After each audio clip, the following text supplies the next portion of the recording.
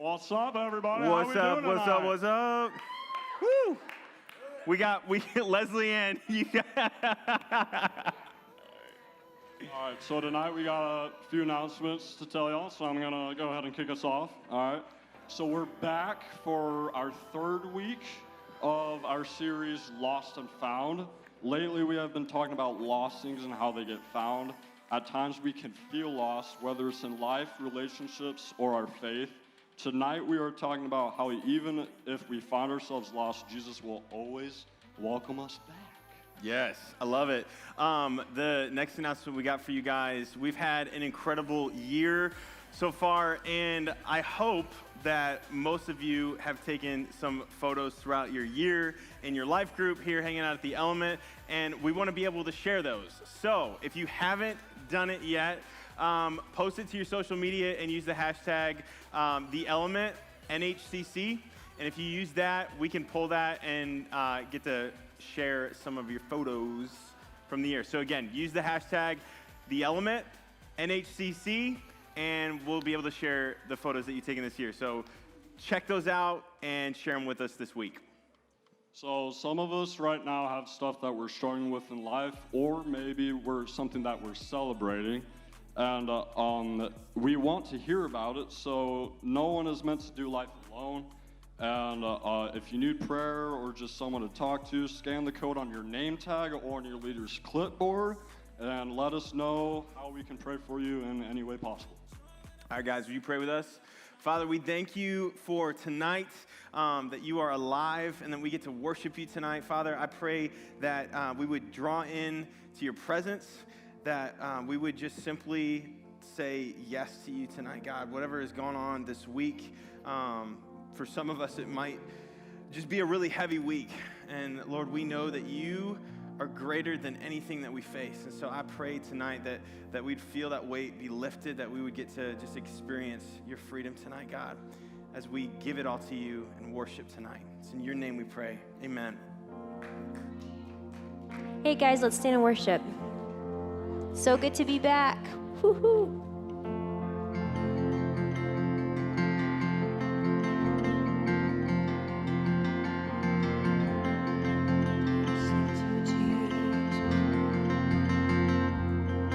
As the Spirit was moving over the water, Spirit come move over us. Come rest on us. Come rest on us. As the Spirit was moving over the water, Spirit come move over us. Come rest on us. Come rest on us. Come down, Spirit, when you move, you make my heart pound. When you fill the room, you're here and I know you are moving. I'm here and I know you will fill me. Come down, Spirit, when you move, you make my heart pound. When you fill the room, you're here and I know you are moving. I'm here and I know you will fill me.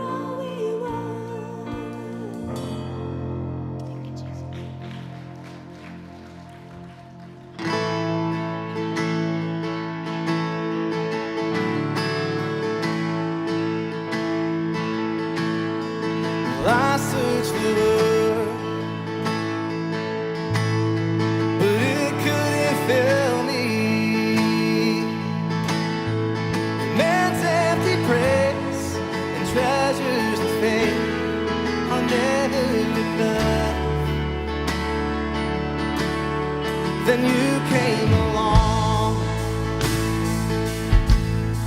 and put me back together, and every desire is now satisfied here in your love. Oh, there's nothing. Oh, there's nothing better than you. Oh, there's nothing better than you. Lord, there's nothing, nothing is better than you. Yes, I know. I'm not afraid to show you my weakness, my failures and flaws. Lord, you've seen them all, and you still call me friend. Because the God of the mountain is the God of the valley, and there's not a place your mercy and grace will find me again. Oh, there's nothing better than you. Oh, there's nothing better than you.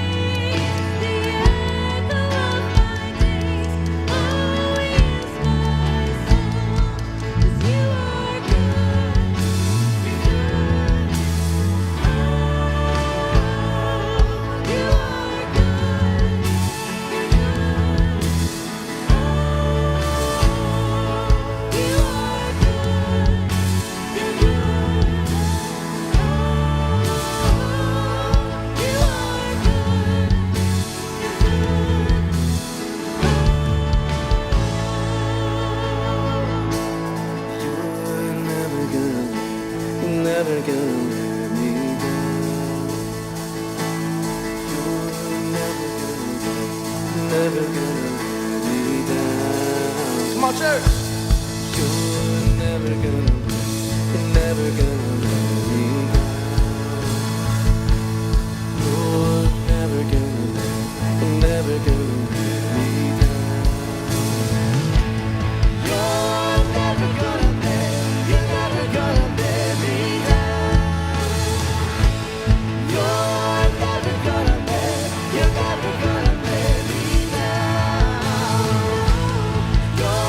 never gonna let, you're never gonna let me down. You're never gonna let,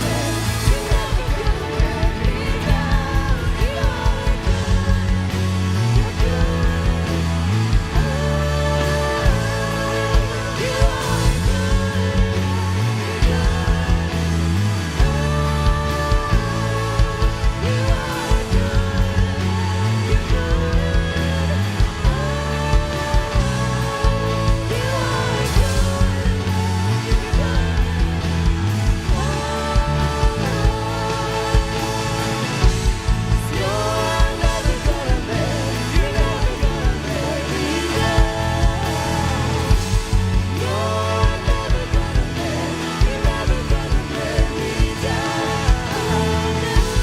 You're never gonna let, you're never gonna let me down.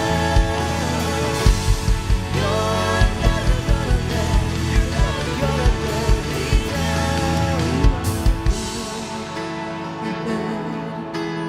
Oh, you are good, you're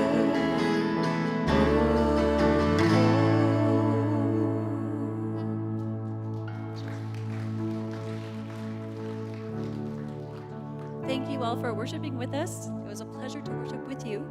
And senior high, you are dismissed to the other building.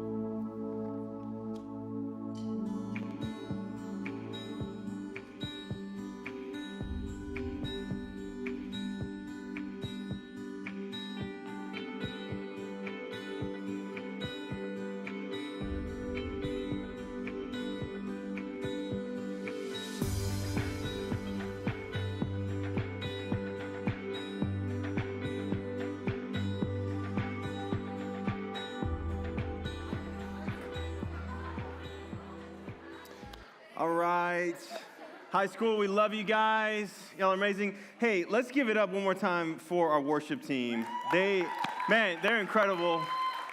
We love you guys. Thank you for leading us in worship tonight. Guys, I am so pumped to get to hang out with you tonight. I have been thinking about you and praying for you all week long as we've been prepping for tonight.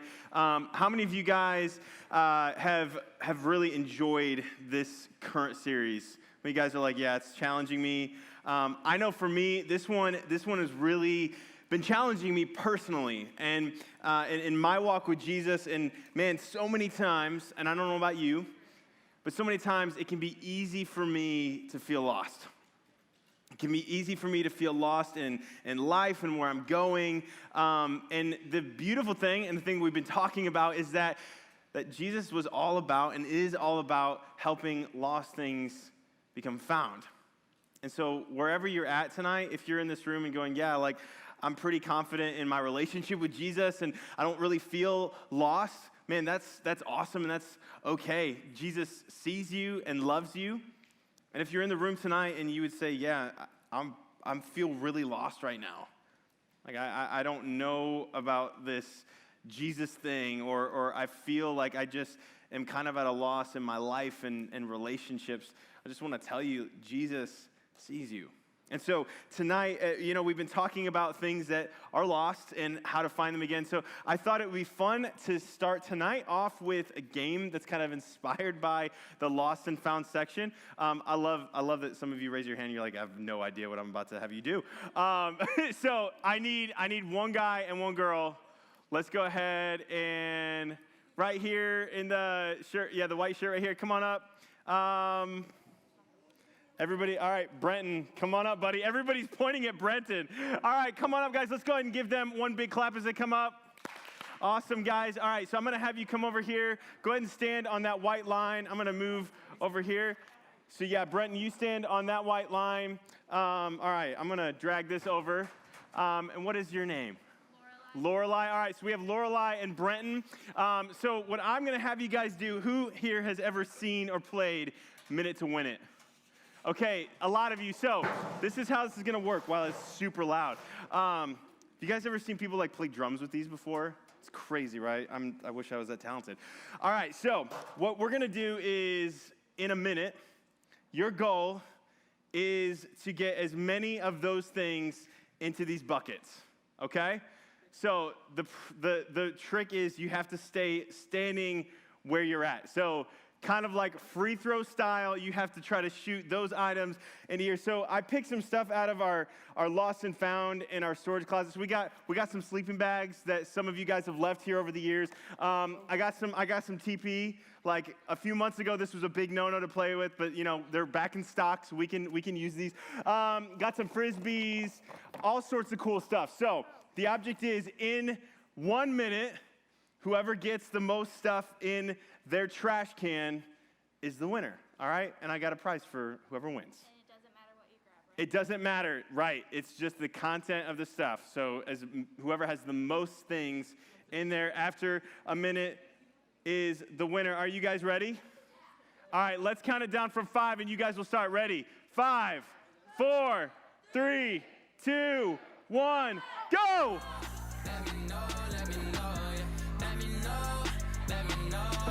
Wow. Come on, guys. Come on. Come on. Oh, so close, Lorelai. Come on. Come on, you got it. You got it. There's one.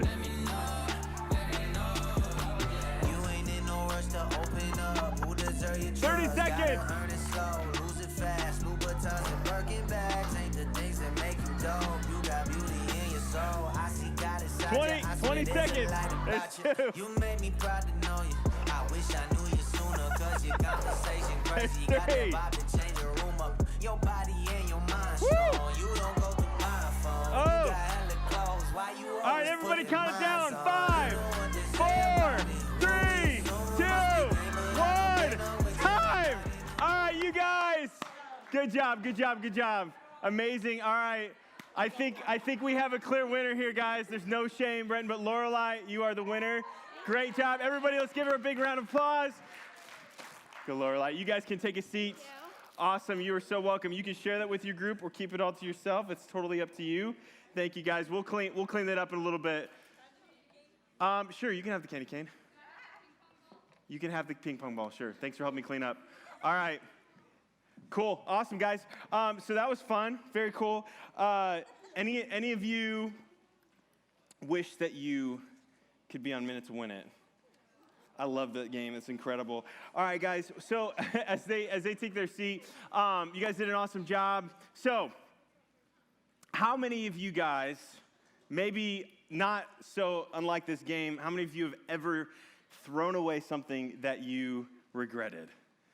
Okay, a lot of you. So thrown away something, maybe it was on accident, maybe you meant to do it, and then later you're like, why did I throw that away? That is actually worth so much money now. What is something that you have thrown away that now you so regret? Yeah. My homework. Jameson threw away. Hey, thanks for being honest, buddy. Jameson threw away his homework. Was it intentional or unintentional? Accident. It was an accident, yeah. I know, but like you tell your teacher, it's the dog ate my homework, right? They're like, sure, likely story. Yes. You threw away your Leapster on Christmas morning. Oh, that's so sad. You're like, I'm so excited. I remember, we used to have a Leapster. That was the best. Like all of my swim awards that I got. All of your swim awards? Like, you were just done with them? It was like a bunch of ribbons, and I got rid of all the ones that I did bad in. Gotcha. Okay. She said she threw away a bunch of the ribbons that she didn't do so great in. So do you regret that now? Well, there was a lot of them, so yeah. Yeah, I kind of regret it now. Okay. Yes. Yeah, right there. Say oh, no. That's not good. That's not good. Yes. Yeah. Your bracelet. Oh, that is such a bummer. Okay, yes. Yes. Your coloring book. Oh, yes. That's rough. Your charger. Yeah. I've definitely done that before. All right, one more, Emma. Your DS? Oh, man. That stinks. Yeah, right. Like when we throw things away, whether intentionally or unintentionally, sometimes we regret it. And like what we talked about, sometimes we don't realize that something holds value to us. Like last week we talked about, there are things sometimes that we look at as trash, other people view as treasure. For me, one of the things that I lost, and maybe I've told this story before, I don't think I have in here. I lost my phone. And for a lot of us have lost our phones before, but I lost mine in a really weird way. I was riding a roller coaster and thought that I had secured it properly. I got off the roller coaster and was like, I'm going to text my friends and tell them where we're at. And I went and felt my pocket, and it was gone. And I'm like, shoot, I'm never seeing this thing again. And hours go by. I'm so bummed. And one of my buddies gets a text, and he's like, some security officer found your phone. Like, are you serious? And he gave it to me, and it was totally fine. It was amazing. But yeah, when we lose things, guys, especially when we didn't mean to, or we realize that it was actually something valuable, it can be kind of a big deal. Like we laugh about some of the things that we've accidentally thrown away. We've thrown away homework. We've thrown away things that, who cares, right? It'll get replaced. But losing things isn't always funny, and sometimes we lose things that are valuable. Like maybe you've lost something that was really sentimental to you, or maybe you broke something that didn't belong to you. Maybe you've been in those situations like I have where it's like, oops, I was borrowing this and I broke it, and now I have to explain to the person that I borrowed this from that, like, I'm really sorry I broke your thing. Or maybe you misplaced something, then knew that it was going to get you into trouble. And I think for those of us that have been in those experiences, guys, like when you lose something that really matters to you or someone else, I think it's double worse when you know it was your fault. When you were the one that misplaced it or broke it or lost it. And for you, if you've been in that situation before where you've been the one responsible for losing that thing, maybe you felt a few things. Like for you, maybe you felt sad. Maybe you felt like just kind of silly, kind of like, man, I can't believe I lost that thing. Like I should have been more careful. But maybe you felt even stronger emotions like guilt or anger or shame. And maybe you've even taken it a step further and kept it a secret so that way nobody would find out. Maybe you're like, well, the consequences are too much to even let someone know that this happened. And so over the past couple weeks, guys, we've been talking about things that are lost and how they get found again. But specifically, we've been talking about what we do when we feel like we're lost. Sometimes we feel lost because we don't feel noticed or seen. Sometimes we feel lost because we don't feel valuable, whether that's because of things that we've said to ourselves or because people have said things to us. Or sometimes we feel lost because we've known that we've messed up and we're not sure how to fix it. Maybe you found yourself in those situations, and today we're going to hear a story of a young man who lost everything because of his mistakes and how we're sometimes a lot like him. When I was a student, I was in junior high when this happened. I was probably 12 years old, and I remember I was out with my mom and my sister, and we're hitting up. Any of you guys like big garage sailors? Like your family does that? Like hit it up? Yeah, like every year. I love the 127 garage sale is where it's at. You can find like the coolest random things that you didn't know you needed. Yeah. So I was at one of these kind of garage sales, and we're looking around, and I was huge into like arts and crafts and things like that as a kid. I still love that kind of stuff, but I wanted this like pottery wheel like as a kid. Maybe you've used one at school, like you can make pottery and stuff like that, and kind of dumb, but I was like, man, I really wanted one, and they were super expensive. Like they were like a couple $100s for ones that I was into. And so I found this pottery wheel at this garage sale. And I'm like, oh, sweet, that's awesome. That's what I wanted. And my mom had given me $20, and so I walk up to it, and it's $30. And so in that moment, this is not who I usually was, but I decided, you know what? I know my mom's not going to give me that extra $10, so instead of cutting my losses and finding something else, I decided to take that pottery wheel and carry it to the van. But then I realized on my way there, I can't tell my mom that I took it, because one, I'll get in trouble, but I also can't give the money back because she's going to ask where her change was, why she still just has $20. And so I get to the van. She goes, do I have any change? I said, nope, it was exactly the right price. So not only did I steal, but then I lied to cover up my tracks.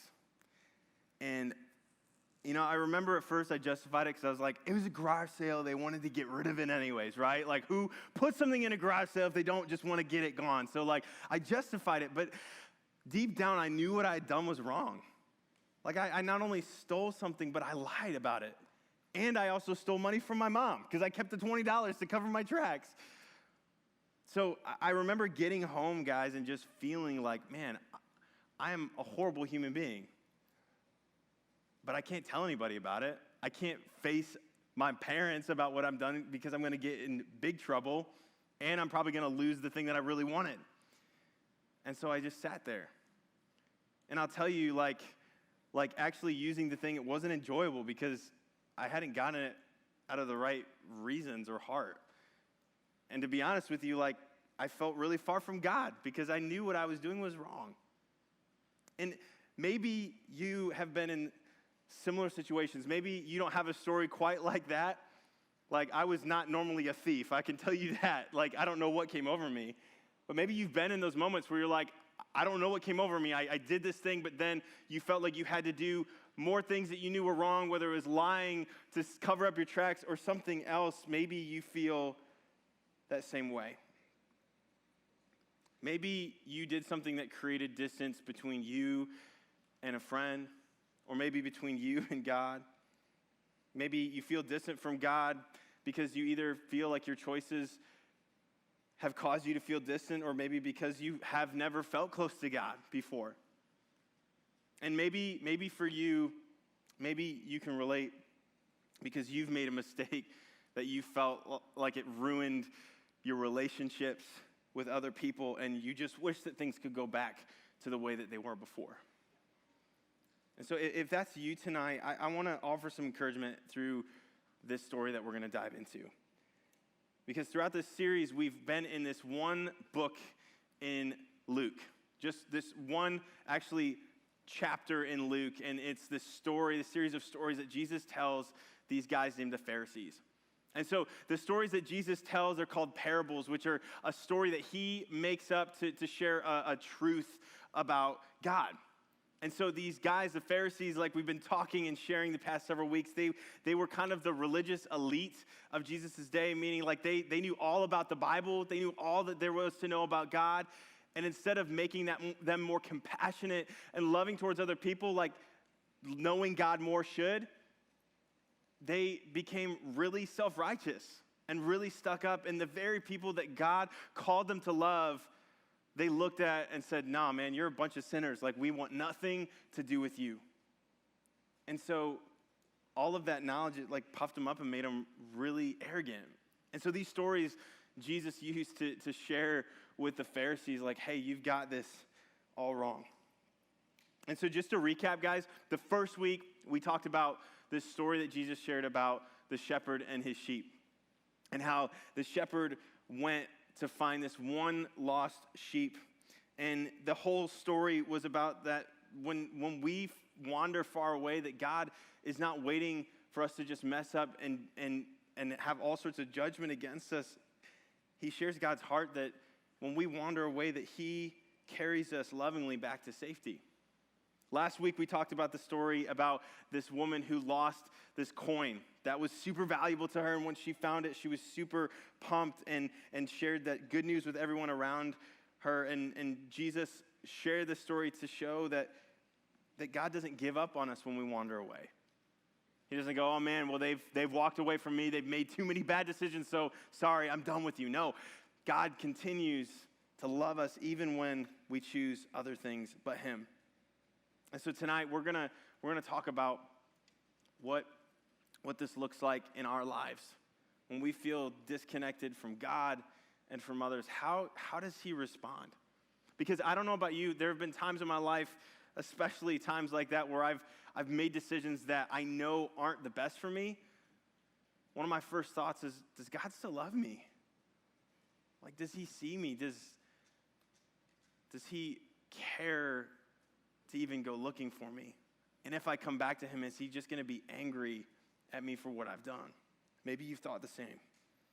So this is what Jesus says. We're in Luke 15, starting in verse 11 tonight. You can read up on the screens. He goes further to illustrate the point further, the conversation he's been having with his Pharisees. Jesus told them this story. A man had 2 sons. The younger son told his father, I want my share of your estate now before you die. So hold up for a second. So it was common back in the day, and it is today too, but basically, you know, you would have an inheritance due you after your parents passed away. And so what this son is saying, Dad, you're better to me dead than alive. I want what's mine now.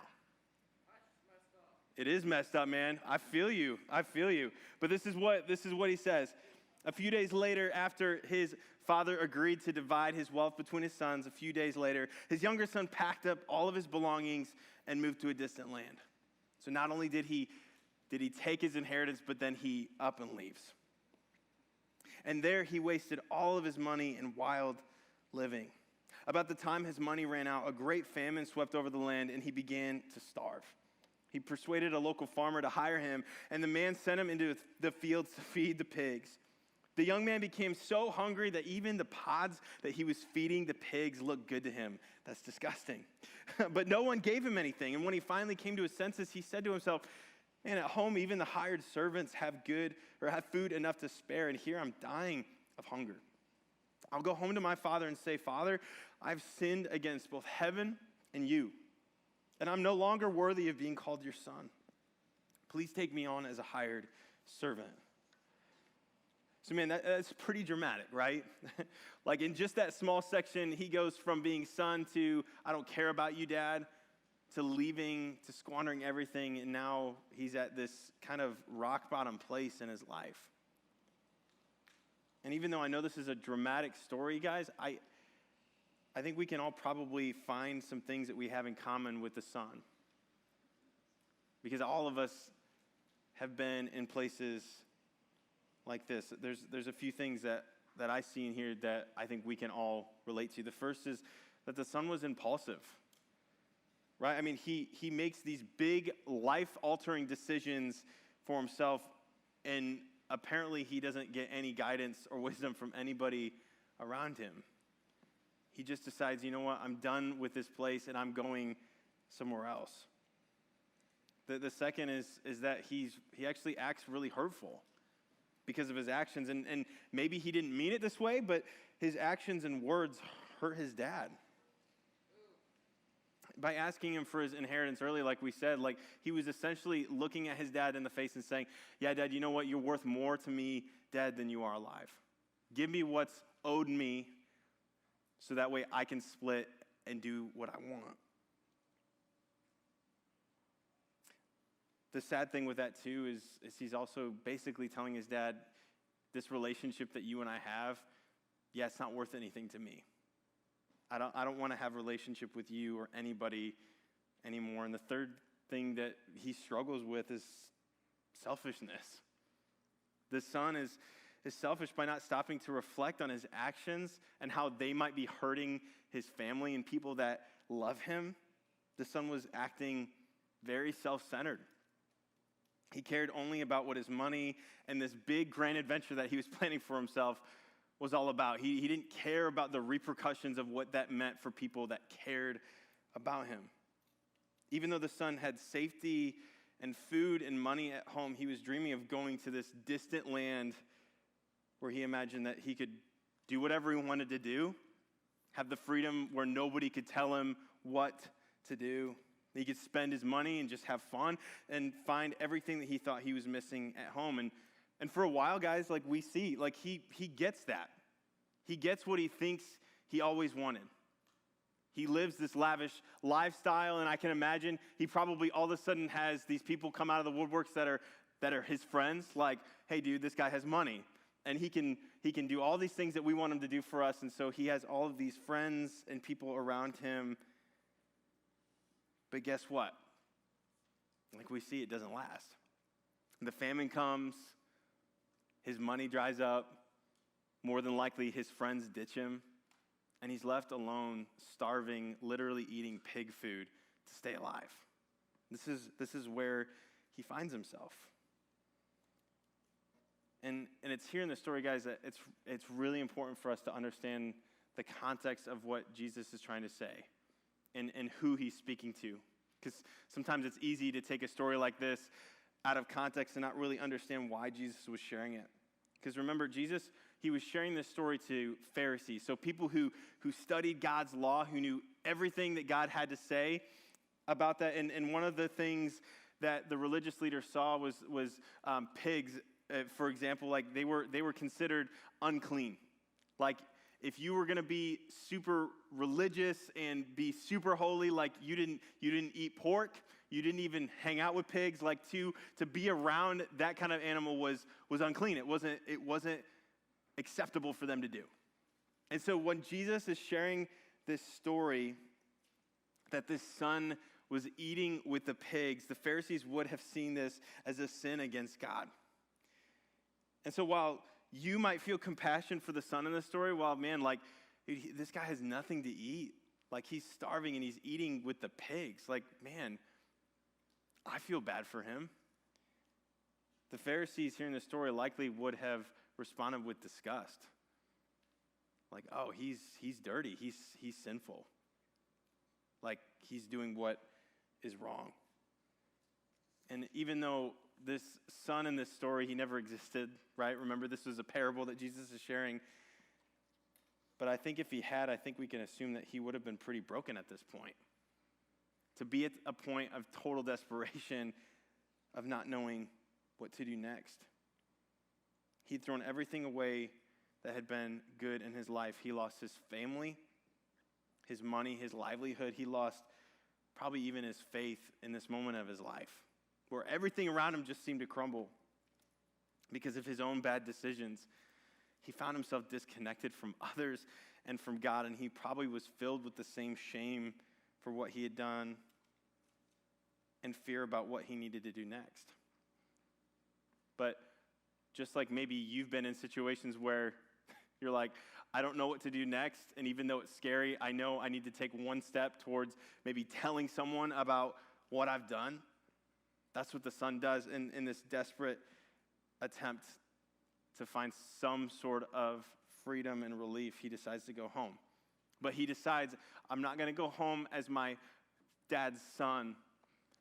I'm going to go home and offer to be his slave. And so we read on. Jesus says, so the son, returned home to his father. And while he was still a long way off, his father saw him coming, which means he was waiting for him. Filled with love and compassion, he ran to his son. He embraced him and kissed him. His son said to him, Father, I've sinned against both heaven and you. I'm no longer worthy of being called your son. But his father said to his servants, quick, bring the finest robe in the house and put it on him. Get a ring for his finger and sandals for his feet, and kill the calf we've been fattening. We must celebrate with a feast. For this son of mine was dead, and he's now returned to life. He was lost, but he is now found. So the party began.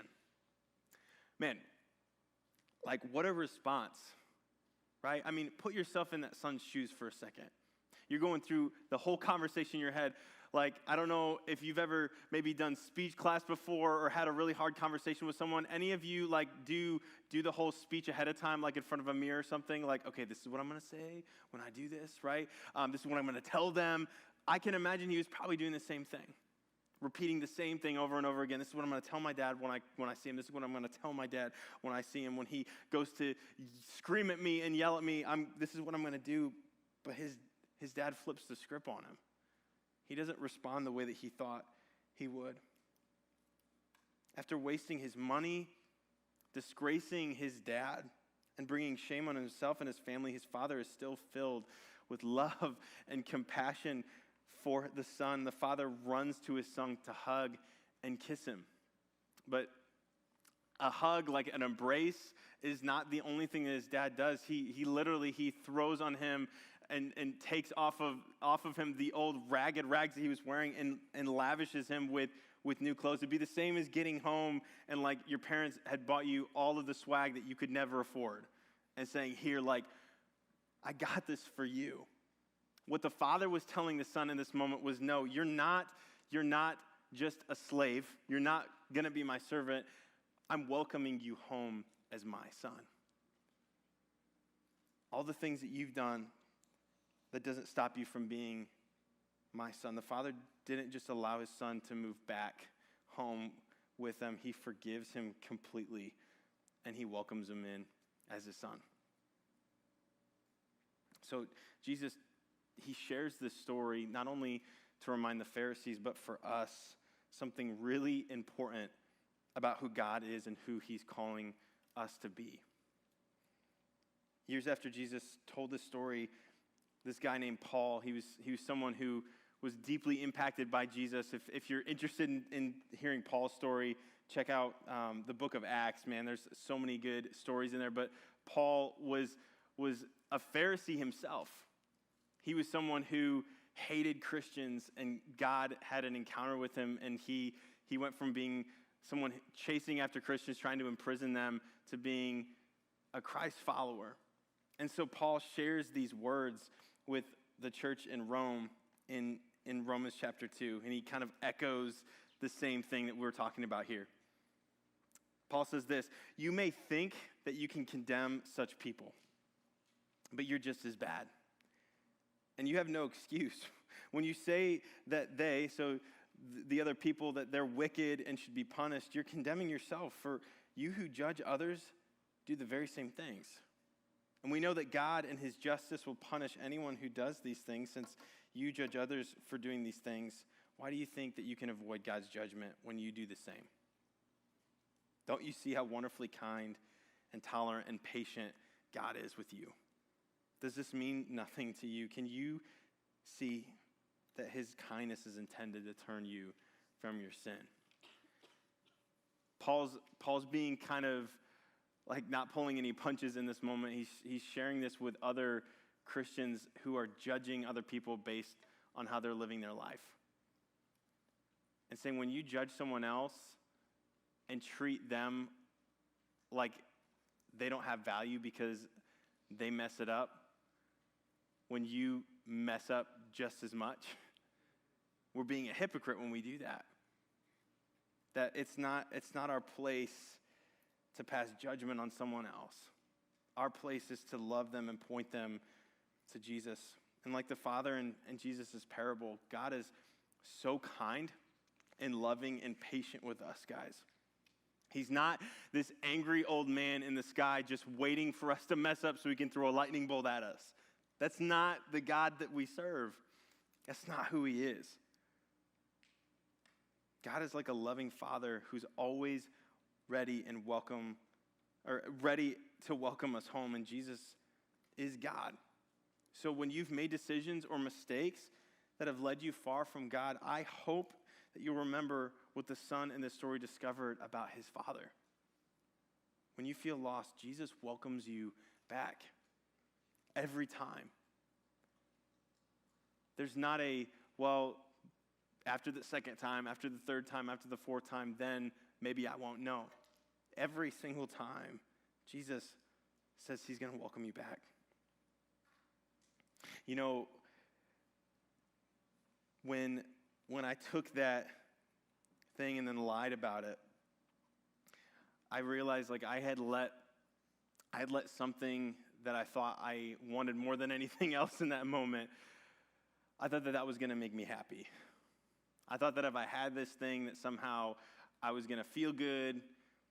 And I'm going to tell you guys, like, all I felt was grief and shame about it. And I learned there's really nothing worth that.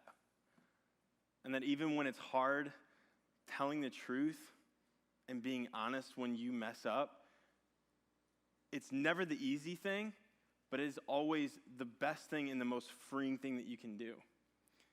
And so I remember, I will never forget this as a kid, like walking up to my mom, and I'm just like, I am a really bad liar to begin with, but like really when I would get caught in telling a lie, like I'd get really emotional, and so I just started crying. I was like, I took this, and I know I shouldn't have, and here's your $20, and I'm just bawling my eyes out, right? Because I know, like I'm messed up. You understand. Thank you, Isaiah. You're my people. You know what though, guys? My mom, she showed me the same heart that Jesus and that God shows in the story. She didn't scream at me. She didn't yell at me. She just hugged me and said, thanks for telling me. Now, did I get grounded? Yes. I got in big trouble.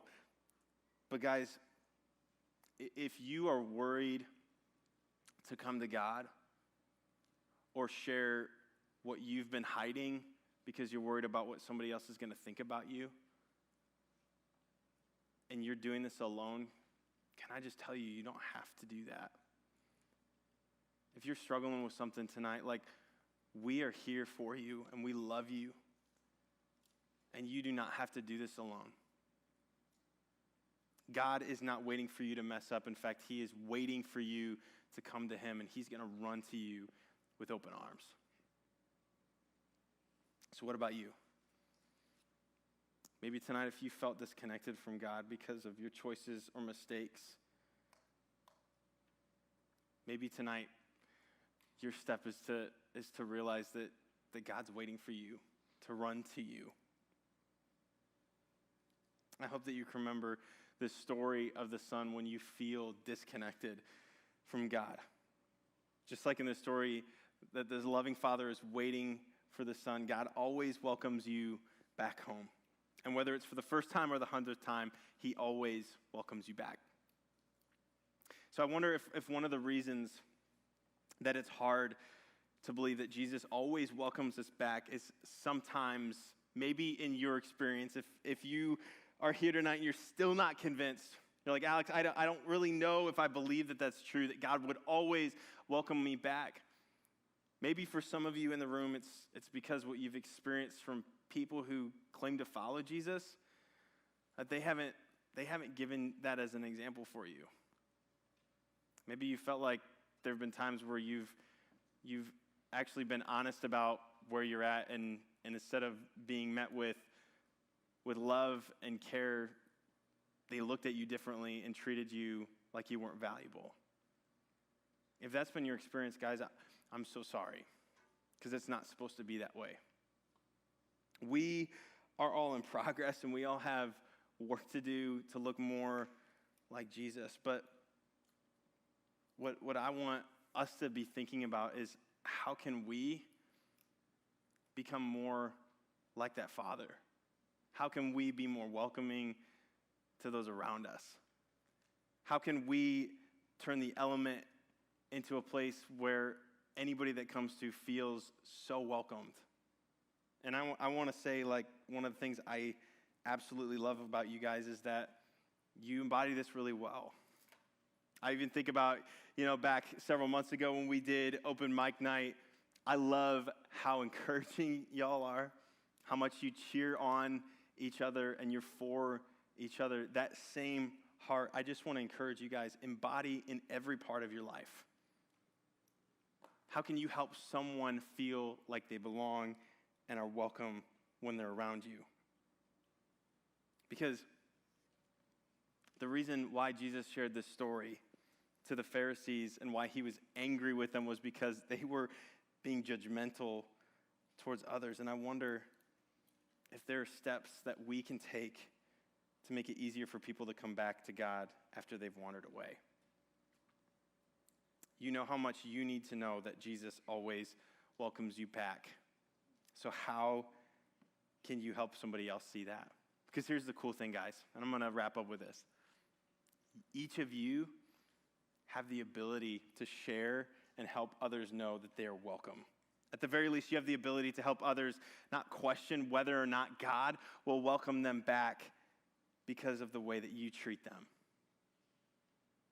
Because when they see that, man, when I'm around you, I feel so welcome. I feel like I belong.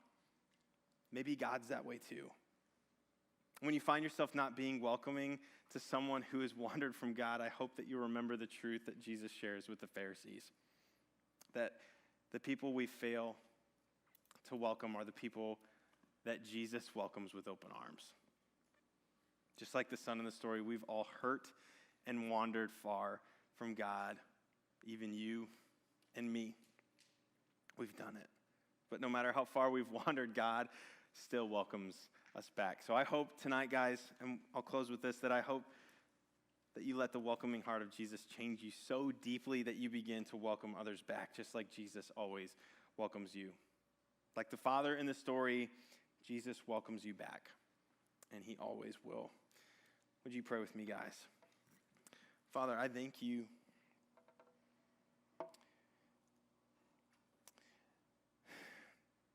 that you welcome us with open arms. For some of us, God, that's a hard concept to grasp because so many of our experiences have been the opposite. Where we've been at our most vulnerable, where we've made mistakes, the people closest to us maybe haven't welcomed us in the way that we wish they would. But God, I am so grateful that that's not who you are. That even though people around us can mess up and fail us, Lord, that you never will.